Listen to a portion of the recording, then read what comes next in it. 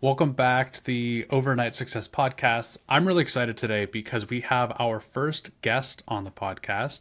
We're bringing in Annie Walther. She's been working with us to help optimize some businesses.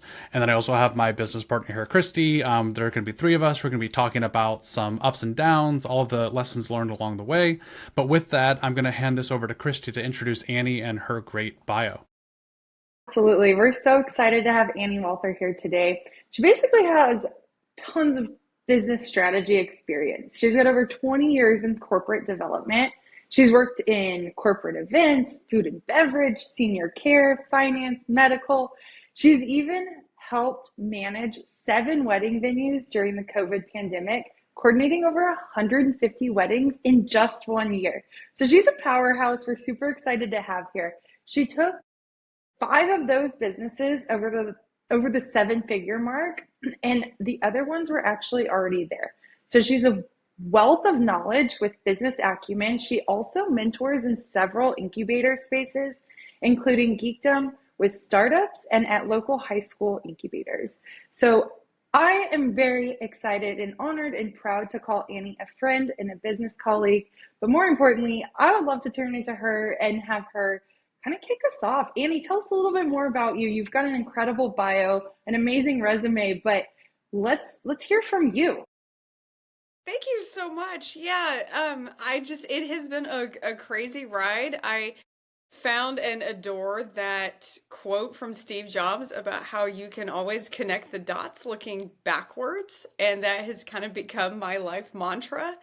I started out in a working for a very large event planner. I was an event assistant and worked my way up, and then became a corporate event planner and loved that and loved learning from all of those people. Secret, nobody pays attention to the event planner in the back of the room. So you can take all kinds of courses and learn all kinds of things if you're working for the event company. And from there, I actually shifted to working in food and beverage. And that was a challenge for me. It was a challenge that I took on head first. It was a complete and total sales role event in the beginning, and then it shifted to management and operations, which is where my sweet spot lies. And I knew nothing about that industry when I stepped in. I had to learn from the ground up, and that included, by the way, it was a brewery. And I wasn't a beer drinker. So I literally had to learn everything about beer. I learned how to make it. I learned how to give tours of the brewery, and then ended up being out in the community and learned how to cut my chops on, getting to know people and speaking to different groups. From there, I shifted during the pandemic. Great time to change jobs, by the way. I shifted and became one of the regional managers of a very large group of wedding venues here in the hill country of Texas. And during COVID, the one thing that was still allowed to operate was weddings. Restaurants were closed, bars were closed, but if you were having a private event on private property, you were still allowed to hold your event.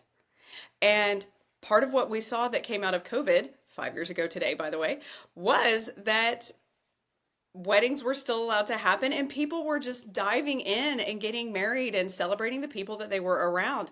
So yes, between June of 2020 and July of 2021, I was the regional manager for 7 venues. I did 157 weddings that I know of. There were probably more in there somewhere. And then left that to go work in a senior care facility. I helped senior citizens with their activities, and we grew and scaled that business. One of the things that I loved doing there was I jumped in and immediately changed our pricing strategies and our membership strategies, and I covered my salary within the first 2 weeks of being on the property and helping them out. So then from there, I shifted and went into helping a friend of mine with her bookkeeping and finance firm, and worked for her for multiple years and grew her business up over the 7-figure mark. She has been an amazing entrepreneur with that. And then at the end of last year, took another weird pivot and went into actually helping a medical firm. And all of those dots are strange, but they do connect back to growing my strengths in operations, growing my strengths in strategies, growing my strengths in development and sales.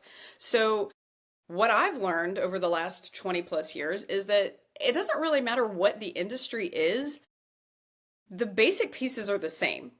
You're just going to twist and tweak them for your industry and figure out what works for your business and your industry. And then we can grow and scale from there. And it's just a matter of putting the right pieces in the right place to put the gas in the tank to grow. I love it. Yeah. And on that, let's talk to, so phenomenal background. You've got incredible experience in helping these businesses. And that's the whole point of this podcast, is to talk about that overnight success. So you've helped scale these companies. Can we learn a little bit more about you and kind of your journey? So you talk about your resume, but what about you? Because people are the main component of a business, right? So let's hear a little bit Yeah, more about maybe your story, if you don't mind diving in. absolutely. I am one of those people that I was headed on the basic path of you grow up, you follow all the breadcrumbs, you do, you go through school, then you get out of school and you go to college and you're on your path. And then I took an unexpected left turn and got married my senior year of college. And my plans of going and being a college professor completely went off the rails. And from there, I had to step into a business and a job that would allow me to be a mom and a wife first, and then grow and scale as I went. And along that path, I learned that as I was adapting, my family was changing, I was shifting. My husband's corporate career, he has a giant corporate career, was also shifting as well. And I found that I was able to speak to entrepreneurs because no matter the situation for an entrepreneur, we all feel like we're not getting there fast enough. And especially now, since we have the development of the internet, we all see that, their 10-year mark, their 15-year mark. But if you go and you research the stories of all of these large businesses, they've been in business for 10, 15, 20 years sometimes. And nobody knows it. Seeing them. We're just now learning about them. Working my way up the corporate ladder, figuring out what works for me. And so over 20 years, I've shifted and pivoted and jumped in and helped all kinds of different business owners. With the bookkeeping firm, she started in 2017 as a solopreneur, slowly hired one more person. Then she added another person after that. Then she figured out that she needed some help on the front end with sales and client management. And that's where I stepped in and took over. And I took over the front end of her business so that she could focus on the back end of her business. That, by the way, is one of the big things. A lot of business owners don't keep an eye on the back end. So she stepped back, started working on the back end. By the time we hit 2022, 2023, she was up growing and scaling with a team of 8. That's when people started to realize who she was, where she was going. It wasn't just word of mouth clients anymore. And then everybody thought, oh my gosh, this big company came out of nowhere. Look at this big accounting firm. That is not what happened. She had 7 years of experience growing up into that before we got her where she was this big, giant powerhouse accounting firm that, now when you Google accounting in San Antonio, it's the first name that comes up. She didn't start there. Nobody starts there. And so working with her, able to help her develop and grow up that story of you don't just start out of, thin air and magically your overnight success. Even people with viral videos, you have one viral video, that doesn't mean that your next video is going to be viral as well. You have to keep working and scaling and growing. And it is a constant process of putting in the work every single day and doing something every day, whether it's 2%, 10%, 80%, or 100%. They've got to do something every day. And I'm the same way. Whether I'm working on, growing, helping somebody else grow a business, or if I'm working on my own business. Right now I'm a consultant. And so I have my business and I have several other businesses that I work for. And so I have a checklist every day of what am I doing to grow my business?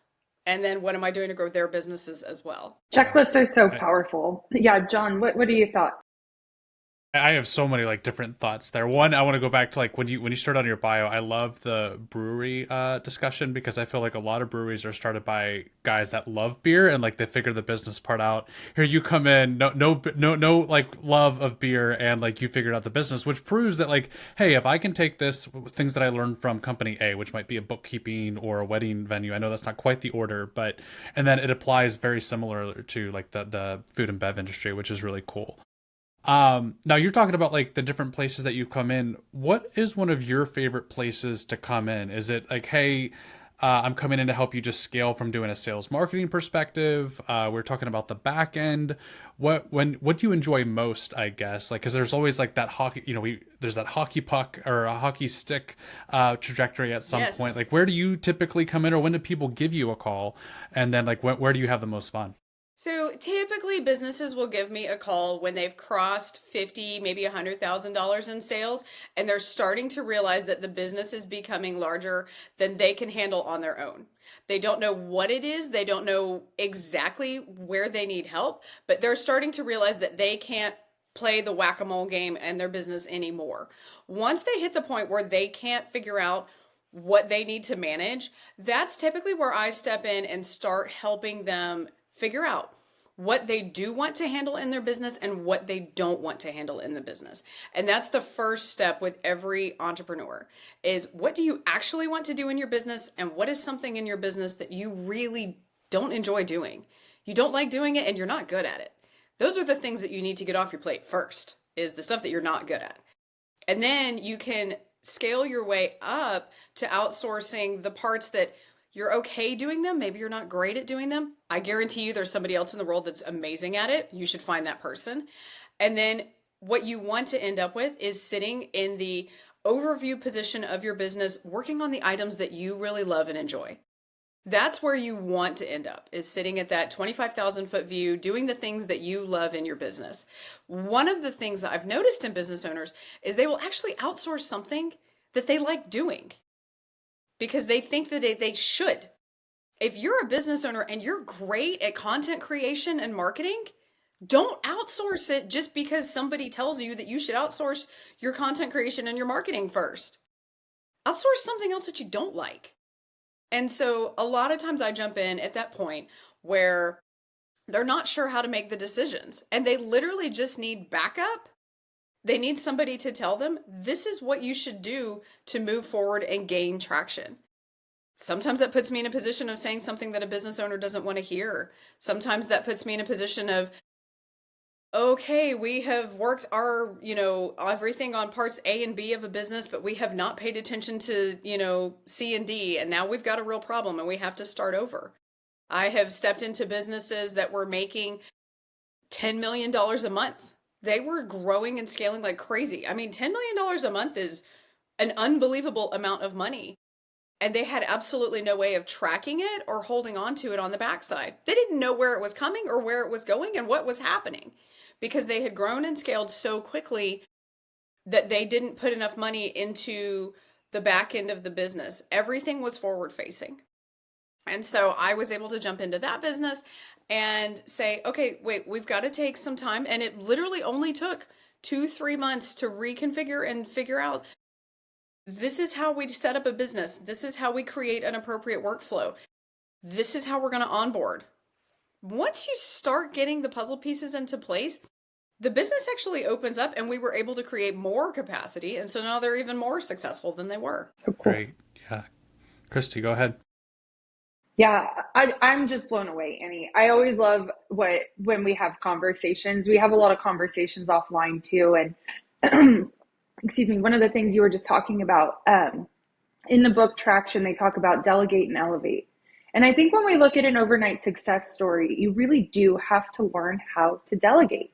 You can't do all the things. There's only so much time in the day. And I really do value what you just said because business owners have blind spots. And as we scale, we don't know what we don't know. And so success does leave clues, right? That path of success is there.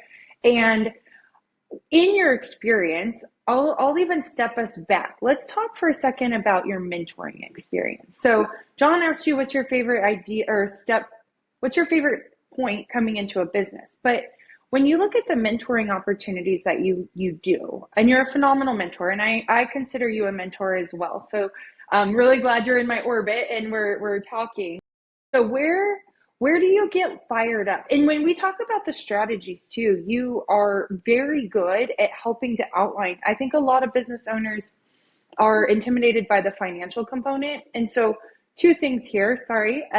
But one is the mentoring aspect, but I'd really like to dive more into how you took that bookkeeping business from here to here. And what mindset shifts did you have to bring in? What techniques, tools, tips, strategies did you have to pull in and help that business owner identify to get to that 7-figure mark? Sure. So with regards to the mentoring, I really love helping a mentor understand where they have possibilities to make connections and gain revenue. I think that a lot of business owners, when they're first starting out, when you first have an idea, they don't know who can help them and they don't know where to go. And that is where incubator programs are so important and can put you in proximity to someone else who either has knowledge in an area that you don't have, which is very important, or someone who has already done what you're doing. And that's the mentor that you really need in your life. You need somebody that is coming back on the path that can say, hey, these are the lessons that I learned. This is what I've seen. Don't make these mistakes. Let me keep you from falling off the cliff that I fell off of. So I always appreciate being able to make the connections and introduce people that they need to the mentor that they really need in that space. Having said that, yes, finances are absolutely just so hard for business owners. They jump in, they are used to hearing the stories from their parents and their grandparents that, they would walk into an accountant with a shoebox of receipts and just slap them down and say, here you go, I'll see you next year, do my taxes. And it doesn't work like that anymore. And so what I was able to do with the bookkeeping and finance firm was come in and figure out a dissection that I like to use with a lot of people, which is let's determine 3 different groups of clients. I find that there is a lot of success in three choices, 3 different groups of clients. How can you have 3 different things that you can offer? And so what we created was a very basic offering that was introductory. We're just going to teach you how to handle your books, teach you how to handle your bookkeeping for a very basic price. Then we created a next up level, which is a medium level client that maybe is a little more in depth. They're gaining more knowledge. They are getting more hand holding. So this is a secondary price point. And then I always ask everybody, create a premier, create a concierge package where you can just shoot the moon. You're going to charge these people an exorbitant amount of money, what you think is exorbitant, and you're going to provide them with the best possible service. Because there are always people in all 3 categories, no matter what you do. There are people that are looking for just basic, put the Band-Aid on, let me lead my life. There are people that want to learn how to grow with your business, whatever you've got going on. And there will be people, especially if you're in a service-based business, that they're going to want to say that they have the highest level. There are those humans that they have to have the highest level touch point every time. It doesn't matter what it is. They're premier. That's kind of their tag point, right? And so what we started doing was really looking at all of the different levels of businesses that we were working with and figuring out where the business itself had the highest profit margin. And that's how we determined where we focused our advertising efforts and our marketing strategies. We didn't get rid of the lower price point and we didn't get rid of the concierge price point. We just started really focusing in on that mid-level because that's where we determined we had the highest profit margin. I have another client that he has the highest profit margin at his lowest product. So he sells a really cheap product every day, all day, and he is raking in the cash. He has these other products that he up-levels people to when he gets to a point, but he's just making little $5 sales every day, and it's just cranking out the money. It's a constant for him. Some people, you make your money at the top, and so you're in a very narrowed niche of looking at a top-tiered client. How do I get to them? How do I find them? What are they? And that's where you want to really take a step back and look at creating your avatars of dialing in exactly who your client is, what is their age, what is their life like, what are they looking for, and what are the problem points that you're going to solve for that client.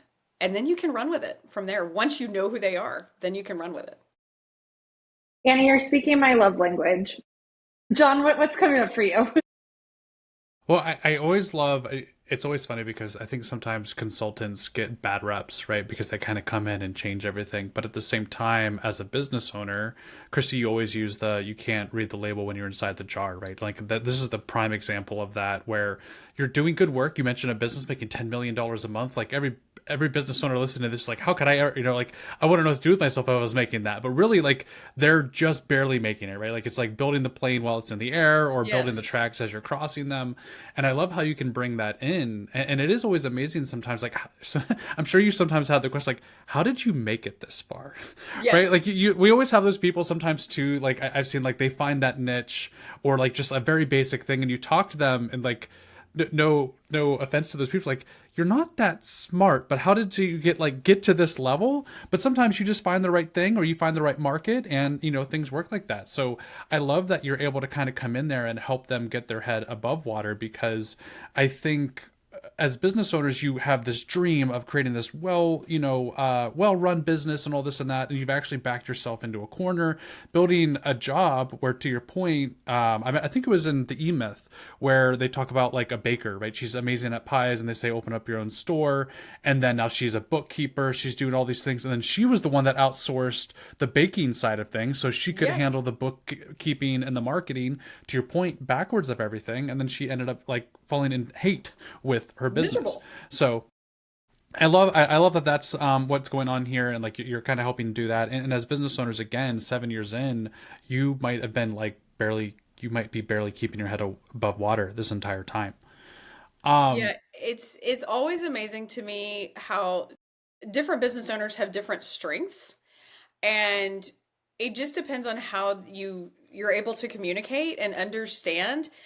Are you doing what is best for you and what is best for your business? I have to say that one of the things that I see business owners not realizing is the value of their own time. And that is where saving time is so important. If you are spending hours and hours and hours on something because you don't understand it and you're having to learn it, there's probably a good chance that somebody else out there can do it faster, or has something faster that can save you the time and the money and all of the things. Because what is your time worth to you? What is your time worth to your clients? And so one of the questions I always ask my business owners is, what is your hourly rate? Do you even understand what you are making in your business and your hourly rate? And a lot of times they don't. Yeah, and I think sometimes they undervalue that too, right? Absolutely. Or if they look at the things that they're doing, like answering emails, like those are worth $10 an hour tasks, right? Like they Yes. are spending the time on that. But if you said, hey, you just spent an hour on a sales call to sell a $7,000 item, now your time's worth 7,000. I mean, there's going to be time to implement, but like they forget about that piece. And so Yes. like they're always undervaluing themselves. I believe all business owners are worth at least 50, if not $100 an hour, right? Even if your Absolutely. salary doesn't necessarily show that $100 an hour, like you can be worth that if you take your 8-hour days and put it towards the right thing. So as a business owner, I think like you should strive for $100 an hour, if not more, which is really powerful.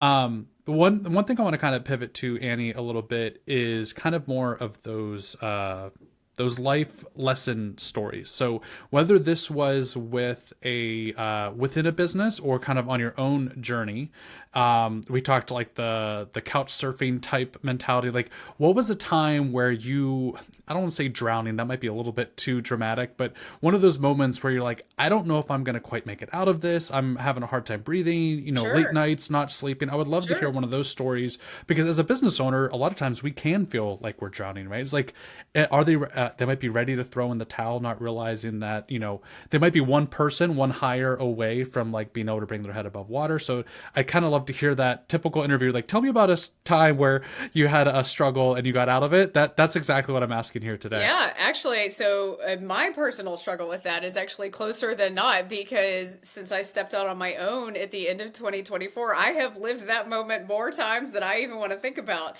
in the last 4 months. And it is an amazing joke in the rooms that I mentor in that I sort of did it in reverse, because I was that high level operations person. I was working high level in all of these businesses. And now I have had to step back and run my own business. And the phrase for entrepreneurs, especially if you're just starting out, is you eat what you kill. So if you're not out there getting clients and there's no money coming in, you have nothing. Like what are you eating? You have no food. And so for me, that experience has been okay, wake up in the morning, should I go apply at Starbucks? That's kind of always been my like go-to phrase in the back of my head is like, oh, I quit. I'm gonna go work at Starbucks. Um, but then the reality is will I be miserable again in another 2, 3 months? Knowing that this is where my heart is, that this is where my dream is, this is where my goal is.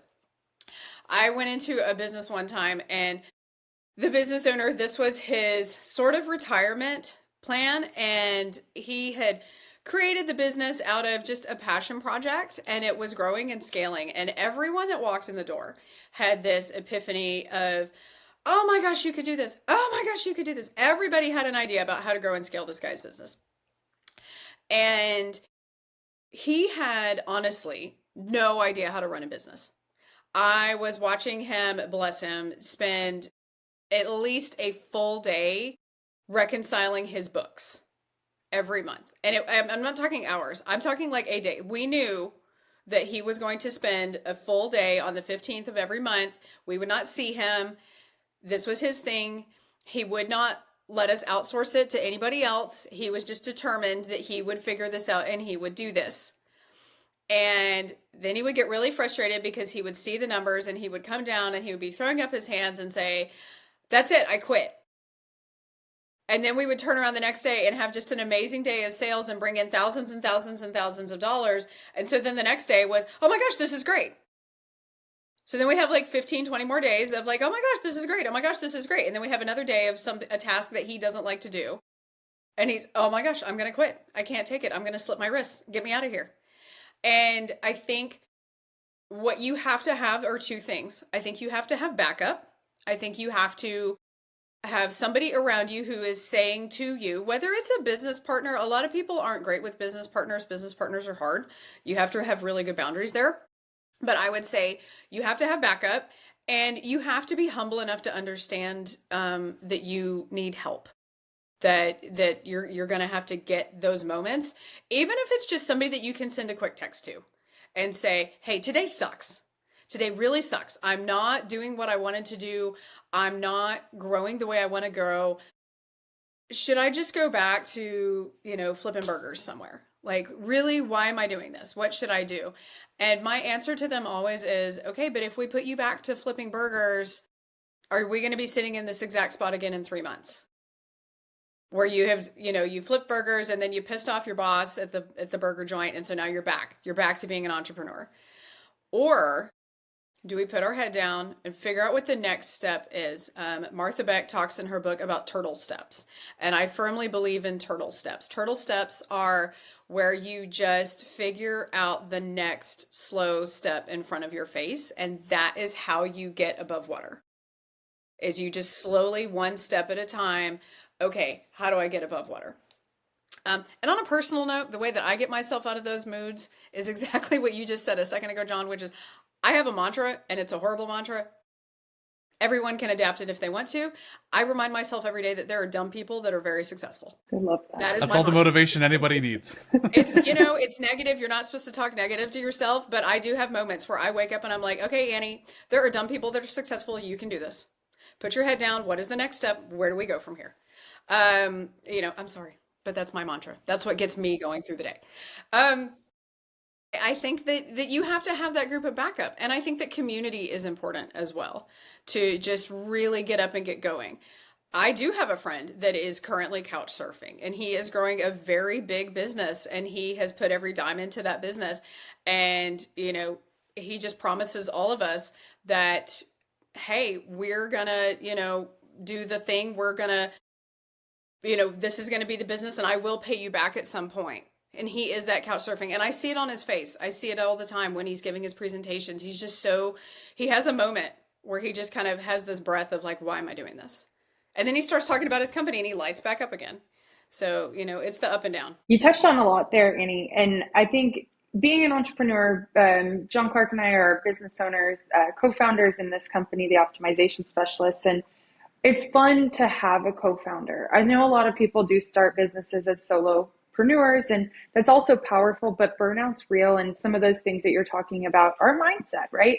It's hard. And one of my favorite influencers says, you knew starting a business was going to be hard, but you didn't know it was going to be this hard. And so Very much you so. already have this idea of like, everybody tells you it's hard, but you don't know what you don't know. And so surrounding yourself with community and the proper people to help elevate you and just be there on the hard days and to listen to you and to support.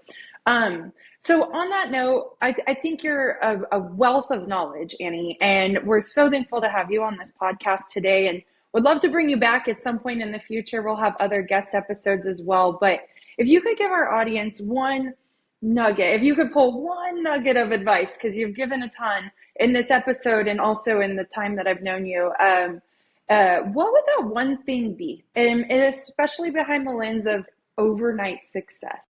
Sure. I would absolutely recommend to everyone that you create your wild, incredible goal. You create the goal that you want and you write it down, you put it out there somewhere, and then you take the steps to reach that wild, incredible goal. I don't care what it is. Maybe you want to go travel somewhere. Maybe you want to go do something. But as an entrepreneur, if all of your mental energy is spent on your business, you will burn out. So create a wild, incredible goal and work towards that.